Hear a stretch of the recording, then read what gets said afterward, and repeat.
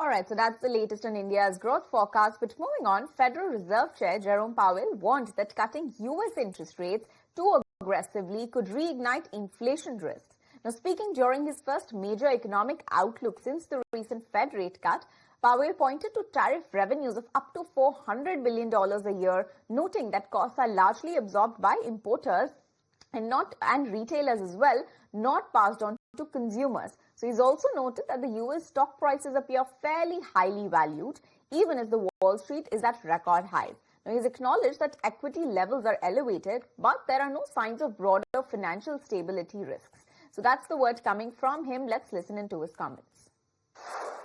Turning to monetary policy, near-term risks to inflation are tilted to the upside, and risks to employment are tilted to the downside, a challenging situation.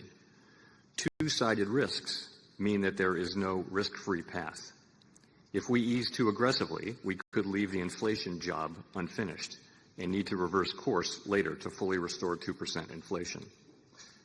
If we maintain restrictive policy too long, the labor market could soften unnecessarily. When our goals are in tension like this, our framework has long called for us to balance both sides of our dual mandate. The increased downside risks to employment have shifted the balance of risks to achieving our goals. We therefore judged it appropriate at our last meeting to take another. All right, so those are the latest comments that we're tracking from Jerome Powell. But moving on.